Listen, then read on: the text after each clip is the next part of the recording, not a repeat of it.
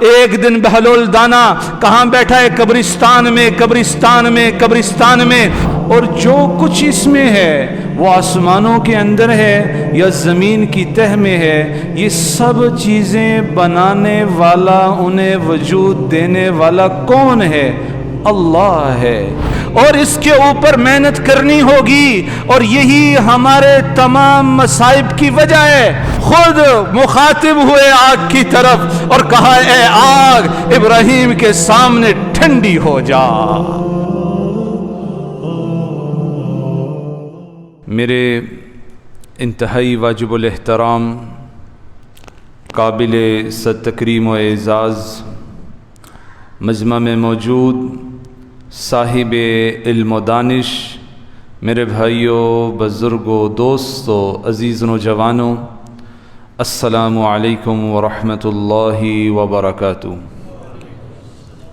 آج اجتماعی طور پہ دیکھا جائے تو ہمارا سب سے بڑا مسئلہ بے روزگاری نہیں ہے، ہمارا سب سے بڑا مسئلہ بجلی گیس کی نہ ہونا نہیں ہے، بلکہ آج بحیثیت مجموعی مسلمانوں کا سب سے بڑا مسئلہ وہ اپنے رب کے تعارف کا نہ ہونا ہے، اپنے رب کی پہچان کا نہ ہونا ہے، اپنے رب کے نہ جاننے کا ہے۔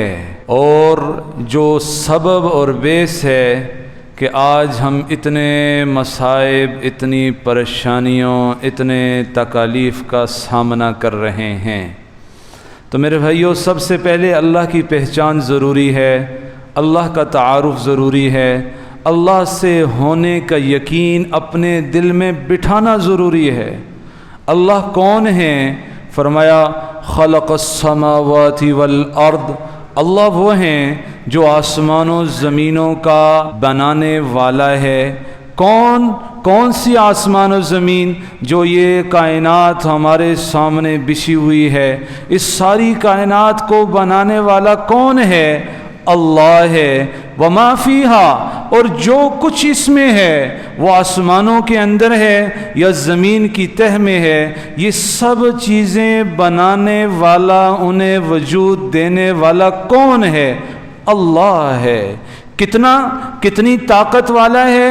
فرمایا من یملک السماء والابصار، اللہ کون ہے کہ جو تمہارے آنکھوں کا مالک ہے، تمہارے کانوں کا مالک ہے، کتنا بصیر ہے، کتنی طاقت والا ہے۔ فرمایا کہ کالی رات ہو، کالے رات میں کالا پہاڑ ہو، کالے پہاڑ پہ کالی چونٹی رینگ رہی ہو، اس چونٹی کے رینگنے کی وجہ سے جو نشانات پڑ رہے ہیں، اللہ اتنے بصیر ہیں، اتنے دیکھنے والے ہیں کہ اس چونٹی کے چلنے کی وجہ سے زمین پر جو نشان پڑ رہے ہیں، اللہ ان کو بھی دیکھ رہے ہیں۔ اور اللہ کتنے سمیع ہیں، کہا کہ وہ چونٹی جب چل رہی ہے تو اس کے چلنے سے جو سرسراہٹ پیدا ہو رہی ہے، وہ اتنا سمیع ہے، اتنا سننے والا ہے کہ اس سرسراہٹ کو بھی سنتا ہے۔ من یملک السماء والابصار من یعلم السر والجہر، آہستہ بولو، چیخ کر بولو، اس کے سامنے برابر ہے۔ وہ کون ہے؟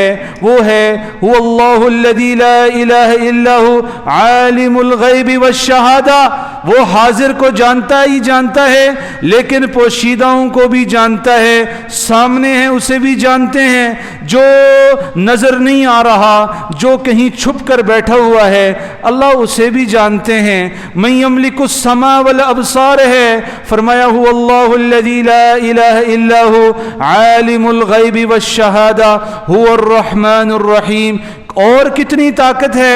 فرمایا هو اللہ الذی لا الہ الا هو الملک القدوس السلام المؤمن المہیمن العزیز الجبار۔ کون وہ اس کائنات کا مالک ہے۔ ہمیں آج دنیا میں پتہ لگتا ہے فلانا ٹیسلا کمپنی کا مالک ہے، فوراً گھبرا جاتے ہیں، فوراً اس کا تقدس دل میں بیٹھا لیتے ہیں، واہ واہ واہ واہ یہ تو بڑا آدمی ہے، پتہ لگتا ہے فلانا برطانیہ کا صدر ہے، فلانا امریکہ کا وزیر اعظم ہے، فلانا جو ہے وہ فلاں کمپنی کا اونر ہے، آٹومیٹکلی ہمارے دل میں اس کا تقدس پیدا ہوتا ہے۔ اور میں آپ کے سامنے جس کا تعارف کروا رہا ہوں وہ ٹیسلا، اس کے سامنے ان کمپنیوں کی مثال دینا، ان کا تعارف کروانا، یہ اللہ کی توہین ہے۔ اللہ وہ ہیں کہ جو آسمان و زمین کے مالک، میرے بھائیو جو کچھ نظر آ رہا ہے اس سب کے مالک ہیں، وہ انسان ہو، وہ جنات ہوں، وہ عشرات الارض ہوں، وہ رینگنے والے، وہ چیخنے والے، وہ دھاڑنے والے، کوئی بھی ہو، اس سب کو پیدا کرنے والا وہ کون ہے؟ وہ اللہ ہے۔ وہ کون ہے؟ وہ اللہ ہیں۔ اور میرے بھائیو آج میں جیسے کہہ رہا تھا کہ آج ہمارا سب سے بڑا مسئلہ یہی ہے، ہم اللہ کو نہیں جانتے، ہم اللہ کو نہیں پہچانتے۔ میرے میں، ہم میں اور باطل میں، کفر میں ایک فرق ہے، وہ اللہ کو نہیں مانتے، ہم اللہ کی نہیں مانتے۔ وہ اگرچہ کہ بہت بڑا فرق ہے، ایک اللہ کو ماننے سے انسان دار اسلام میں آ جاتا ہے، لیکن جو اصل کام ہے اللہ کی ماننا، اللہ کی ماننا، وہ کیا کر رہے ہیں؟ وہ کافر بھی کر رہے ہیں اور وہ مسلمان بھی کر رہے ہیں، جو ہم دونوں میں مشترکہ ہیں، جو ہم دونوں میں ایک طرح ہیں۔ میرے بھائیو اگر کوئی وزیر اعظم کی طرف سے، کسی صدر کی طرف سے، چھوڑو ان صدر کو، چھوڑو وزیر اعظم کو، علاقے کے ایس ایچ او کا لیٹر آ جائے، میاں تو نے صبح 7 بجے کہاں تھانے میں حاضری دینی ہے، نہیں تو پابند سلاسل کریں گے، تو بھائی 7 نہیں بلکہ 7 سے پہلے ہم تھانے پہنچ جائیں گے، کہیں مسئلہ نہ بن جائے۔ اور یہ تو وہ تھانے دار ہے جس کا کچھ عرصے بعد وہ ریٹائر ہو جائے گا، لیکن وہ اللہ جو ازل سے ابد تک ہے، وہ جب ہمیں کہہ رہا ہے میرے بندے یہ عمل کرو تو ہم نہیں کر رہے، تو اس کا مطلب یہی ہے ہم اللہ کو اللہ نہیں مانتے، ہم اللہ کو نہیں پہچانتے، ہمارے دلوں میں اللہ کا تعارف نہیں ہے، ہم اللہ کو مان رہے ہیں، اللہ کی نہیں مان رہے۔ یہ بات مجھے آپ کو اپنے دل میں بٹھانا ہوگی اور اس کے اوپر محنت کرنی ہوگی، اور یہی ہمارے تمام مصائب کی وجہ ہے۔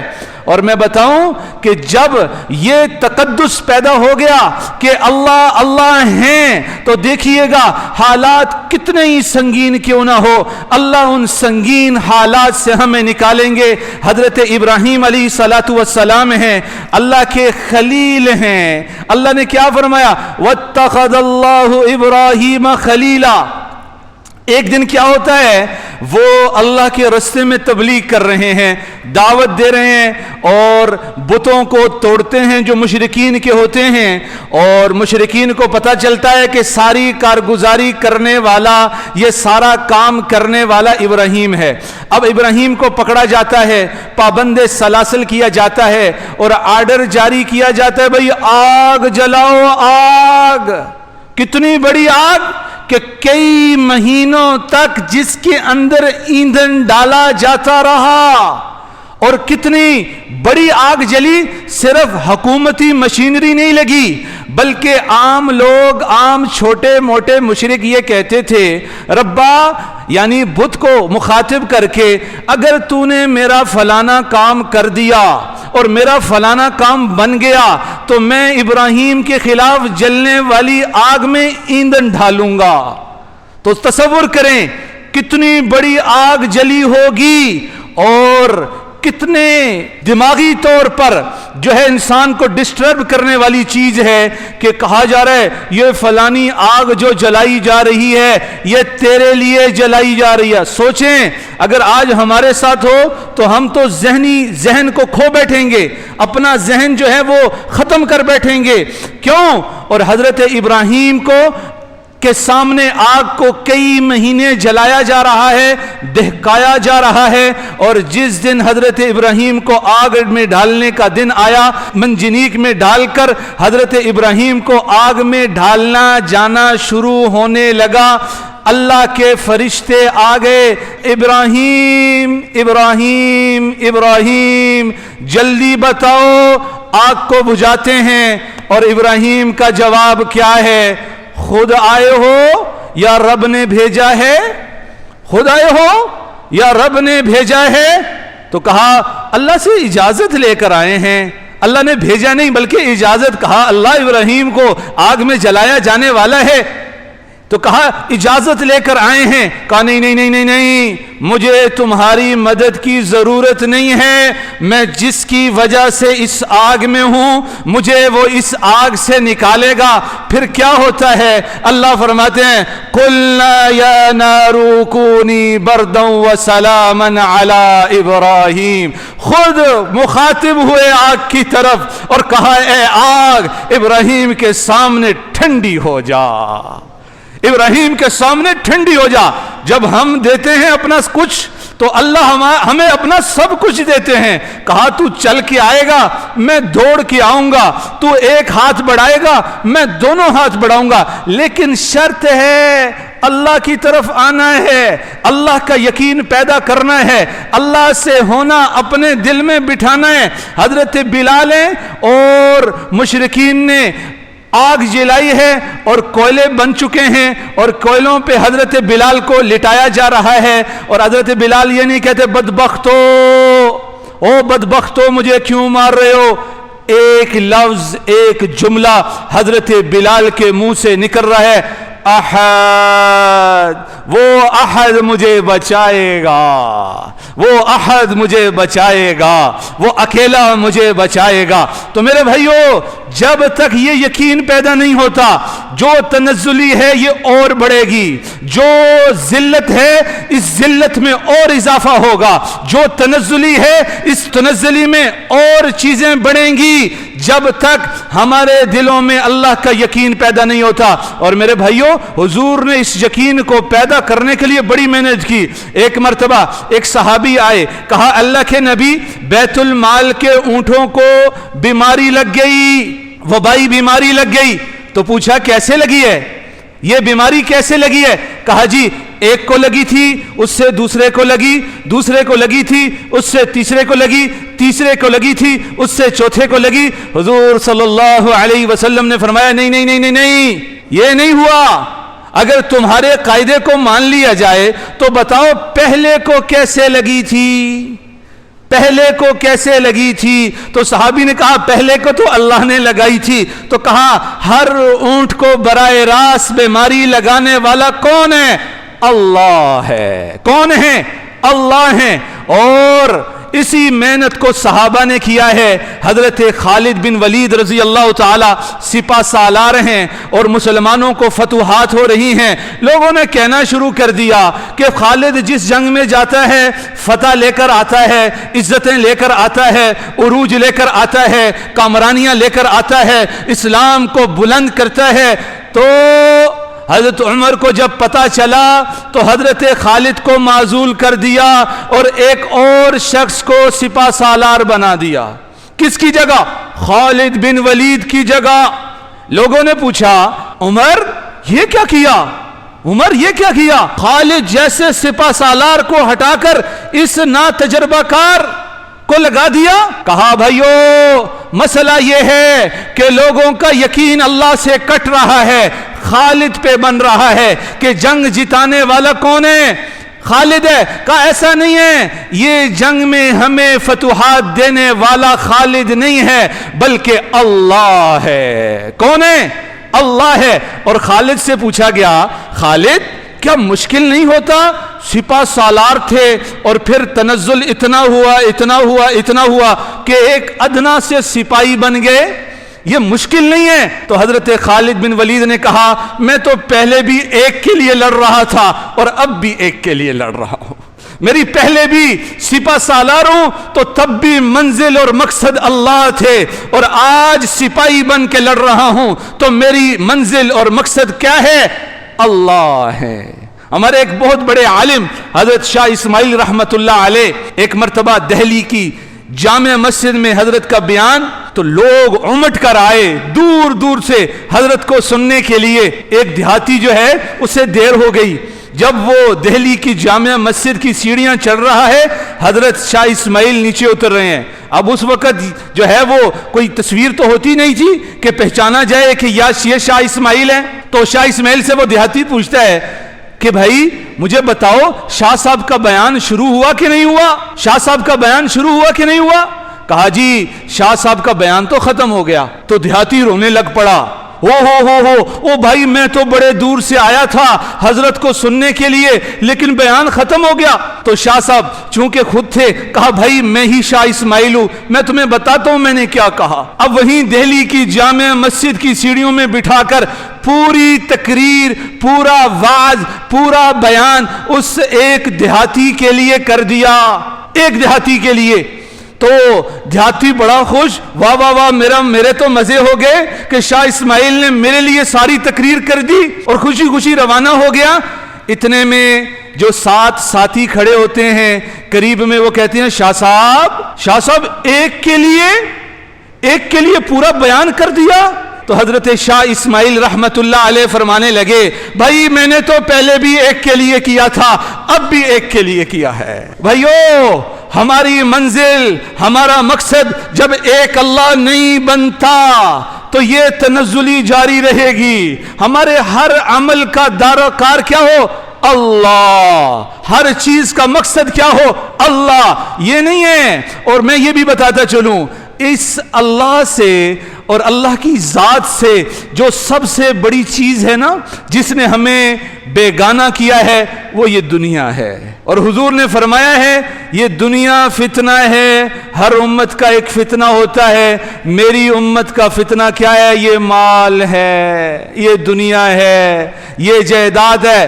اب سوال یہ پیدا ہوتا ہے، کیا جی مال کمانا چھوڑ دیں، جائیداد بنانا چھوڑ دیں؟ بعض لوگ یہ حدیث بیان کرتے ہیں تو اس کی دوسری مثال نہیں بیان کرتے، وہ دوسری احادیث نہیں سناتے۔ کون سی حدیث؟ کہ حضور نے فرمایا الکاسب حبیب اللہ، یہ محنت مزدوری کرنے والا تو اللہ کا محبوب ہے۔ وہ یہ حدیث نہیں سناتے التاجر الصدوق الامین مع النبیین والصدیقین والشہداء، کہ سچا تاجر قیامت کے دن کہاں ہوگا؟ وہ نبیوں کے ساتھ کھڑا ہوگا، وہ صدیقین کے ساتھ کھڑا ہوگا، وہ شہداء کے ساتھ کھڑا ہوگا۔ میرے بھائیوں کس کے بارے میں کہا جا رہا ہے؟ تاجر کے بارے میں، نمازی کے بارے میں نہیں۔ کس کے بارے میں؟ تجارت کرنے والے کے بارے میں۔ بلکہ ایک روایت اور حضور فرماتے ہیں کفا بالمرء اثما، آدمی کے گناہگار ہونے کے لیے اتنا ہی کافی ہے کہ وہ اس کے اوپر بہت ساروں کا حق بنتا ہو اور وہ گھر میں بیٹھا ہو اور جی اللہ کھلائے گا، گھر میں بیٹھا ہے۔ کہا یہ اس کے گناہگار ہونے کے لیے کافی ہے۔ جسم صحیح سلامت ہے، اسے چاہیے جا کر مزدوری کرے اور کما کے لائے اور اپنے اہل و عیال کا خرچہ پورا کرے، اور اگر ایسا نہیں کرے گا تو یہ گناہگار ہے، یہ گناہگار ہے، یہ بہت ساروں کا حق مار رہا ہے۔ تو میرے بھائیو یہ احادیث کیا بتا رہی ہیں؟ مال کمانا بھی کیا ہے؟ عبادت۔ اور حضور نے فرمایا جو تاجر سچ اور دیانت کے ساتھ کام کرتا ہے، اللہ تو اسے قیامت کے دن کس کے ساتھ کھڑا کرے گا؟ انبیاء کی صف میں کھڑا کریں گے۔ تو یہ حدیث اور پہلی حدیث کہ حضور نے فرمایا یہ مال میری امت کا فتنہ ہے، تو پھر کیا کیسے پتا چلے کہ یہ مال فتنہ ہے کہ نہیں ہے؟ تو بھائیو دوستو بزرگو، اس کا ایک حل ہے کہ ہم مال کو اپنے دل میں جگہ مت دیں، مال کو دل میں نہ بسائیں۔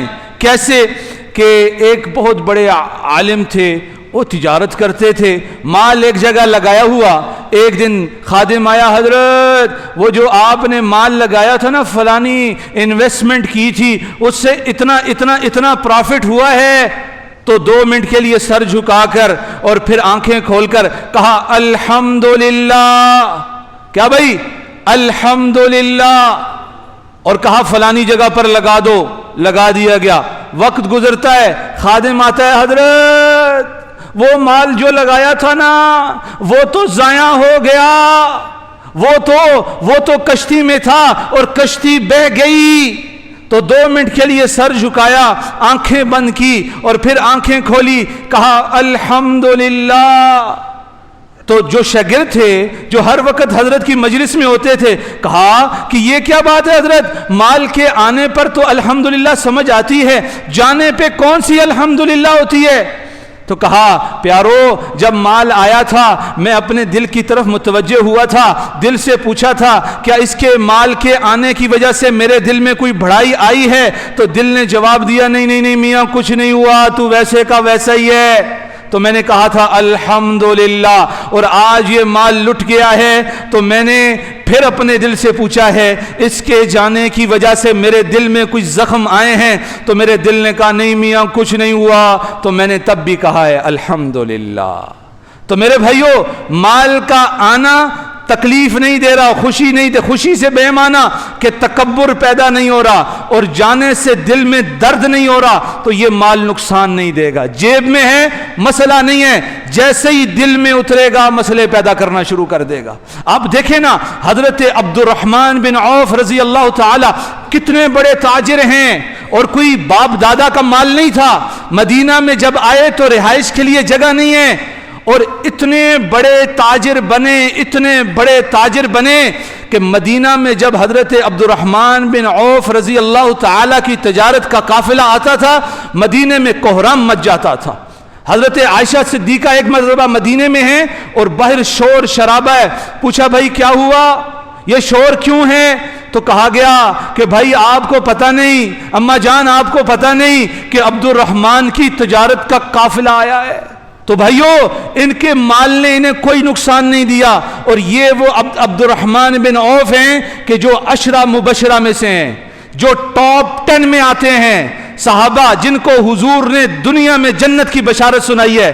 تو میرے بھائیو، مال کی اگر تقسیم کار ٹھیک ہو، اس کا رتبہ دل میں ٹھیک جگہ ہو، تو پھر یہ تکلیف نہیں دے گا، پھر یہ ایمان کو نقصان نہیں پہنچائے گا۔ لیکن جب صرف مال ہی مال ہو، پیسہ ہی پیسہ ہو، تو پھر یہ اللہ کی محبت کو ختم کرے گا، جیسے آج ہمارے دلوں میں اللہ کی محبت نہیں ہے، جیسے آج ہمیں اللہ کا تعارف نہیں ہے۔ اب آخری بات بھائی، یہ کیسے اللہ کا تعارف پیدا ہوگا، اللہ کی محبت کیسے آئے گی، اس کا حل کیا ہے؟ دیکھو بھائی، مال مال مال مال کیا، اور پراپرٹی والوں کے پاس اور دفاتر والوں کے پاس اور بڑی بڑی فیکٹریوں والوں کے پاس جب بیٹھتے ہیں تو دل میں کیا ہوتا ہے؟ مال پیدا ہوتا ہے، دل مالا مال ہوتا ہے۔ بلکہ میں تو کہتا ہوں یہاں اگر پراپرٹی والوں کے پاس آپ بیٹھ جاؤ تو وہاں سے نکلنے سے پہلے انسان کہتا ہے کل میں بھی ایک پلازا کھڑا کروں گا، میں بھی یہ کروں گا یہ کروں گا یہ کروں گا۔ کیوں بھائی؟ مال کی ضربیں لگی ہیں، مال دل نے سنا ہے، اور اگر دل میں اللہ کی ضرب لگاؤ گے تو اللہ دل میں آئیں گے، اور وہ آئیں گے کہاں؟ مسجد میں آنے سے، مسجد میں بیٹھنے سے، اللہ والوں کی مجلس اختیار کرنے سے۔ تو میرے بھائیوں، دوستوں، بزرگوں، آج سے میں بھی تہیہ کروں، آپ بھی تہیہ کریں کہ بھائی ہم مال کمائیں گے، مال کمانا برا نہیں ہے، بلکہ حدیث سنا چکا ہوں کہ مال کمانا ایسا ہے صداقت اور دیانت کے ساتھ نبیوں کی صف میں کھڑا کرتا ہے، لیکن اس کی تقسیم کار ٹھیک ہو تو وہ مال وبال جان نہیں بنتا، بلکہ نبیوں کی صف میں کھڑا کرنے والا بنا دیتا ہے۔ اللہ سے دعا ہے اللہ ہمارے دلوں میں اللہ کی حقیقی محبت پیدا فرمائے۔ وقت تھوڑا ہے، وقت بہت کم ہے۔ بہلول دانا ایک دن بازار میں بیٹھا تھا، اور بازار میں بیٹھے ہوئے بادشاہ گزرتا ہے۔ بادشاہ کہتا ہے بہلول کیا کر رہے ہو؟ کہا میاں لوگوں کی اللہ سے صلح کروا رہا ہوں۔ کہا تو پھر کیا بنا؟ کہا جی اللہ تو مان رہا ہے، لوگ نہیں مان رہے۔ تو وقت گزرا، ایک دن بہلول دانا کہاں بیٹھا ہے؟ قبرستان میں بادشاہ کا گزر ہوتا ہے۔ بادشاہ کہتا ہے بہلول ادھر کیا کر رہے ہو؟ کہا جی وہی کام اپنا۔ کہا کیا کام تھا؟ کہا جی لوگوں کی اللہ سے صلح کروا رہا ہوں۔ تو کہا کیا بنا؟ کہا آج لوگ تو مان رہے ہیں پر اللہ نہیں مان رہے، آج اللہ نہیں مان رہے۔ آج اللہ نہیں مان رہے تو میرے بھائیو، من مات فقد قامت قیامتہ، جیسے ہی آنکھیں بند ہونی ہیں قیامت نے شروع ہو جانا ہے۔ اس لیے آج سے میں اور آپ تیاری کر لیں، مرنے سے پہلے تیاری کر لیں، اللہ کا تعارف حاصل کر لیں، اللہ کی بتائی ہوئی تعلیمات کے مطابق اپنی زندگی گزارنا شروع کر دیں۔ اللہ سے دعا ہے اللہ ہمارے دلوں میں اپنا حقیقی یقین پیدا فرمائے، اپنی محبت عطا فرمائے۔ وہ کہا نا، محبت کیا ہے دل کا درد سے معمور ہو جانا، سرائے جاں کسی کو سونپ کر مجبور ہو جانا، قدم ہے راہ الفت میں تو منزل کی ہوس کیسی، یہاں تو عین منزل ہے تھکن سے چور ہو جانا۔ خدا کی قسم جتنا اللہ کی طرف جائیں گے اللہ اتنا دنیا بھی دیں گے، اتنا ہمیں دنیا کی نعمتیں بھی دیں گے، لیکن شرط ایک ہے کہ ہم رجوع اللہ کریں۔ اللہ سے دعا ہے اللہ ہمیں جو کہا جو سنا اس پر عمل کرنے کی توفیق عطا فرمائے۔